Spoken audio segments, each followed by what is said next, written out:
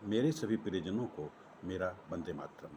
हाल ही में राहुल गांधी ने मनुस्मृति के श्लोक के आधार पर कहा कि महिलाओं को मनुवादी व्यवस्था से मुक्त होना चाहिए। शायद ही उन्होंने कभी मनुस्मृति को देखा तक होगा। उन्होंने जो श्लोक प्रस्तुत किया उसका अर्थ ही गलत प्रस्तुत किया। वह श्लोक नारी समाज को सम्मान देते हुए उसको पूर्ण सुरक्षा और संरक्षण देने के लिए है, न कि दासी बनाने के लिए। मनुस्मृति में कहा गया है कि जिस परिवार में महिलाओं का सम्मान नहीं होता वहाँ देवता निवास नहीं करते।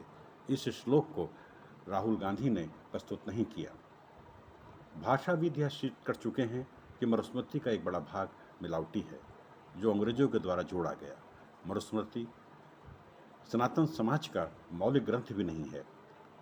उसमें यदि कुछ गलत है तो उसके आधार पर सनातन धर्म की समीक्षा नहीं की जा सकती। उसके लिए वेद हैं, उपनिषद हैं, गीता है, ब्राह्मण ग्रंथ हैं, आर्यण ग्रंथ हैं।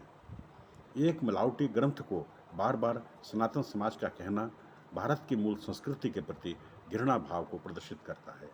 जहाँ तक स्मृतियों का प्रश्न है, वे दर्जनों में हैं।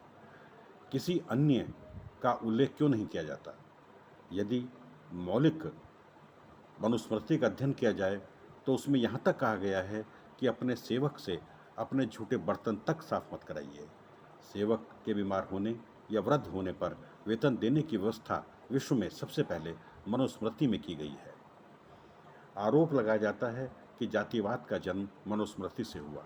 मनुस्मृति का पूरा अध्ययन करिए, उसके अंदर जाति शब्द समाज के किसी वर्ग के लिए कहीं नहीं आया।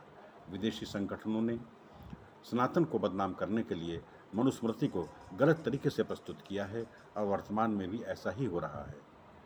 मेरा सनातन समाज के प्रबुद्ध वर्ग से निवेदन है कि वे शुद्ध मनुस्मृतियों का अध्ययन अवश्य करें, ताकि पता चल सके कि हमारे धर्म के विरोध में कितना भयानक षड्यंत्र चल रहा है। जय सनातन। धन्यवाद।